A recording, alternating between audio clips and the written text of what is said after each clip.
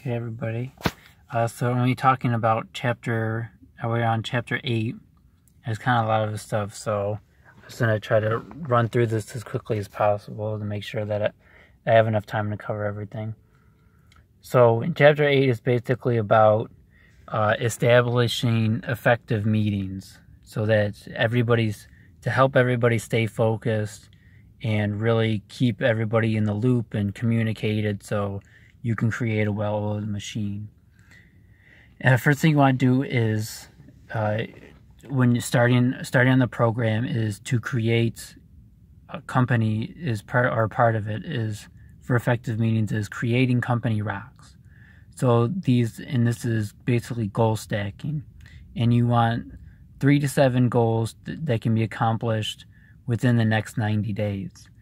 Now, 7, that's kind of a lot. It's the closer you can get to about, less is more, basically. So the better you can do to keep it to maybe 3 or 4, especially in the beginning, because you don't have too much, and then by the end of the 90 days, it more or less feels like you accomplished nothing, because this is going to take some time to get used to.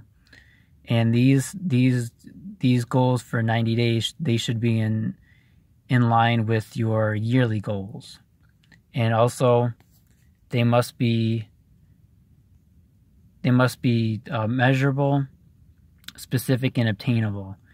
This makes sure that there isn't kind of like when you make it that then you can easily say you don't have to debate about it. It's either you got it done or you didn't. There's no, well, get better at sales. It's kind of like, well, we did get better, or improve this or improve that. Unless it's specific, then once you make it, you need to make it as objective as possible, because if it's subjective, then it gives you wiggle room to basically come up with excuses. And then someone must be responsible for achieving this goal, because if more than one person's responsible, then nobody's responsible. And that, like, what I kind of think about that too is a good way to think about it is sports. Kind of like if you're playing volleyball or baseball or whatever, and the ball comes over the net, or somebody hits a big, nice fly ball, and you got 2 people running towards it.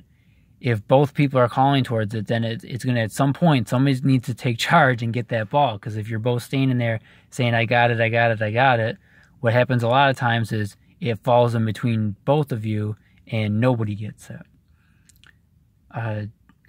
These goals are different from leadership team goals, but can also be a part of them, or should be a part of them, which means that that these are goals for the whole company, but each of your departments should have their own goals as well. But you don't want to do that until the leadership team can get their stuff down before you continue to outroll this program.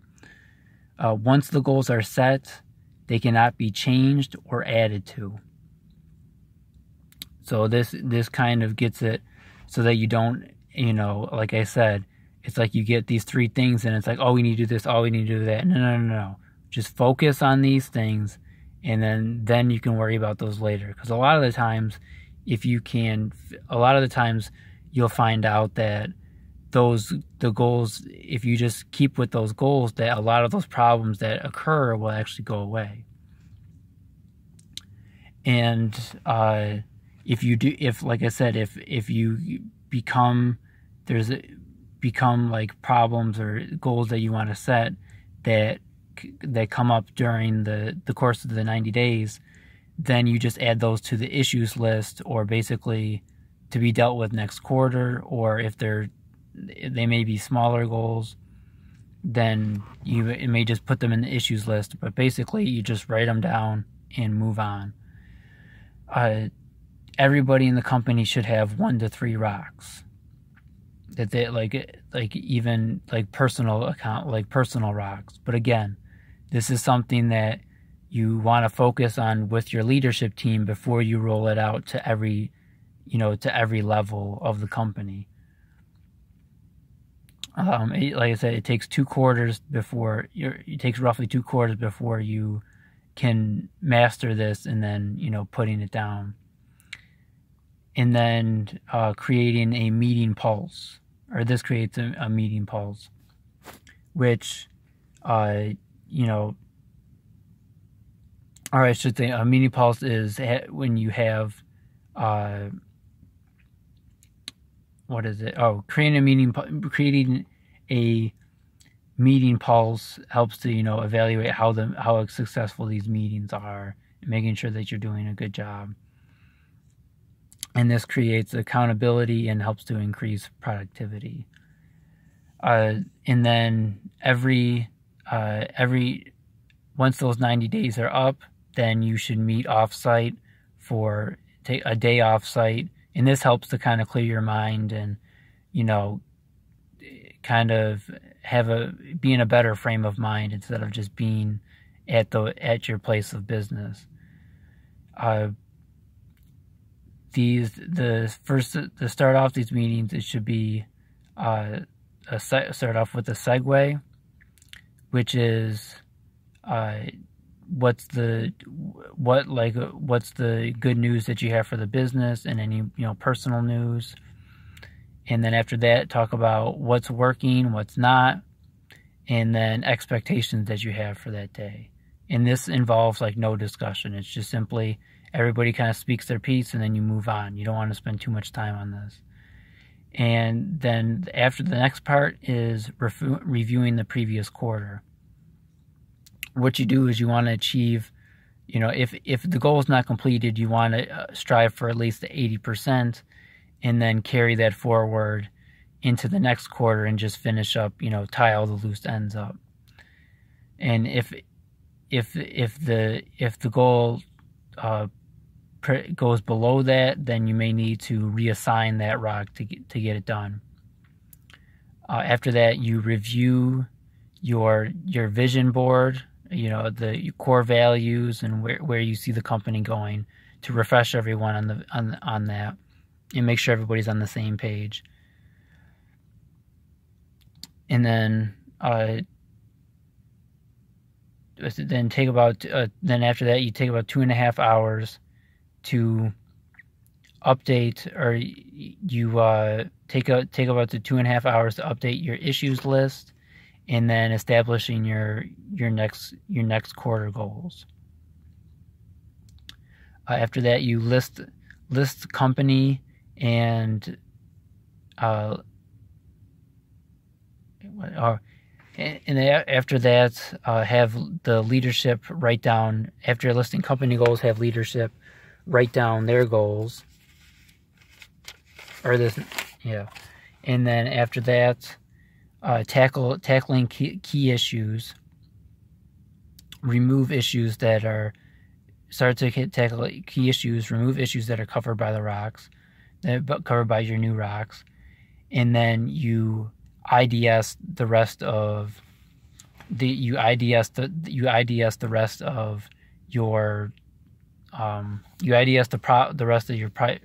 your issues, and then you prioritize them. So after getting your issues down, then you go through identify, discuss, and then solve them. And especially because you don't know how long this is going to take. So that's why it's important to prioritize and make sure that you're getting the most important stuff solved. Because again, a lot of the times when you solve the most important stuff, a lot of the other issues will fall off. And then review your next steps. The next step is to go over what's the first domino that's going to fall, and who's going to be doing what, and what's the first action that we need to do. And at the end of the day, you conclude with feedback on the meeting, if people's expectations were met, and then you get an overall rating out of 10 of how people feel about the meeting for that day. And then you also want to start to establish an annual meeting, which will be 2 days off site. And day one will be you start off with the segue, go over everybody with the organizations, go over the organization's 3 biggest accomplishments, and then have everybody talk about are there 3 biggest accomplishments or organizational accomplishments and 1 personal accomplishment that they had over the year, and then talk about the expectations that you have for the year. After that, you review the year and go over if you achieved your goals or at least got within 80% of them, and then go over what goals worked and what didn't. And then again, you establish coming up with the more specific goals for next year. And then you do team health building, which is people always talk. There's always talk about team building activities and stuff like that. And a simple one that he lists is going around the room with the leadership team and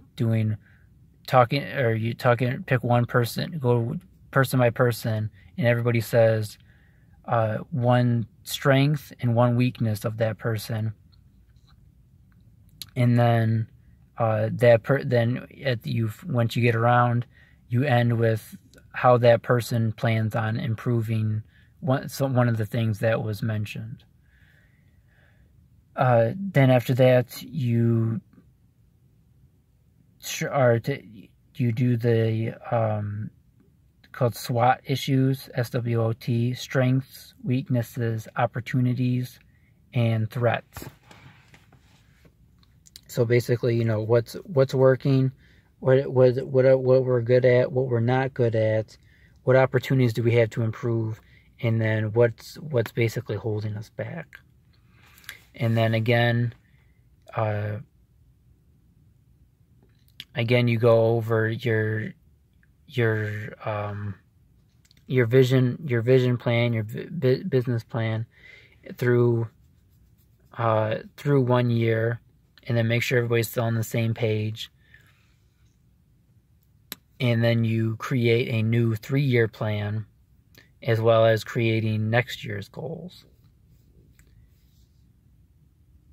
And then once you establish those goals, then you work on setting a budget to work around that, to help with that. And then day 2, you establish your quarter rocks and the next steps to getting that. And then you conclude with how people again get a rating, like if expectations were met, dominoes, and what was people's overall feeling of the meeting, of the the getaway conference, whatever you want to call it. And then it's also important to establish weekly goals. So have weekly meetings of it. There should be about 90 minutes, in and out. Pre-work for these should be, everybody should know the rocks, and then having the scorecards completed for everybody, and having your issues list. And this should be all printed, so when everybody comes up in the meeting, they have this to look at, and then if anybody misses it, they know exactly what was discussed at the meeting. Segue, like I said, issues list with the printed agenda, and any good news. And then you go over the scorecard. Simply go over the scorecard, don't discuss. And then do rock reviews, make sure if they're on track, off track, and you want to save your discussion to, no talking, no discussion, just simply listing it if it's on track or off track. And then go into you just start going through IDSing all your issues, and then talk, which will that will be about, I think it's like 60 minutes. That makes the IDSing your issues. That's what's going to make up the bulk of your meetings. And then go to customer employee headlines. So basically, like, this person was happy with they're very satisfied, or they like the raise that they got, or this person or a customer was very happy with how we closed their project, or closed the sale, or anything like that. And then you do have a to-do list, and a to-do list is simply a weekly action plan, and nothing should stay on that list for more than 2 weeks. And if it's on there for more than 2 weeks, then it probably should be a part of your rocks, and it should go to your upgrade to your issues list. And then create, with these issues, create accountability. So if somebody needs to look up numbers, if somebody needs to talk to this or that person, make sure that somebody is held accountable. Make sure that by the end of the meeting, somebody is held accountable. And again, like I said, IDSing, prioritizing those meetings, and making sure that those issues, if nothing else is finished, that the most important stuff is dealt with. Even if you only do like one issue that takes up the whole discussion, you got to make sure that it's the most important one. And then again, conclude and then after that is you conclude the meeting. Just a wrap up discussion of a plan of attack. Who's doing what and what needs to be done, and if anything needs to be communicated with the rest of the company, and what's the best way to achieve that. And it's pretty much, cut and paste, short and sweet. It's more of, people tend to dread meetings, but basically what the book talks about is that people don't really dread meetings. That if you're doing, it just means if you're not liking your meetings, that means you're not doing it right. And this way, people may have meetings with other people. They may need to get to their kids. They may have a whole bunch of homework or projects, stuff they have to work on, whatever it may be. So you got to make sure that that those meetings are taken seriously. They start on time and they end on time. And when you break it down, and you have that nice flow, and you have that set path, then it becomes much easier. It's just, inserting. It creates a lot less moving parts, and you just insert, what's current, what's relevant, and then you're allowed to, cut through it real quick, and very, very productive. Helps keep everybody energized. Or when you do that, then it doesn't feel like, oh, bad, one of these, it's going to be one of those long meetings, so we're going to be here for like 2 or 3 hours, and then it feels like at the end of those meetings, it feels like you don't accomplish nothing. But if you have a set, form, a set process, bam, bam, bam, bam, bam, cut through, in and out, short and sweet, you feel more productive, even rather than, having a meeting for 2 or 3 hours, and you may talk about more stuff, but it feels less productive. And that's just like, to me, that's the power of goal stacking. Like I said, keeping it short and sweet. And when you're able to keep those you achieve those little milestones, it does a lot more for morale than, like I said, having those long meetings. That's just basically, if you're not disciplined enough to stay focused, it just turns into a whole lot of bickering, and nobody accomplished nothing, and that's why they hate it. So, peace.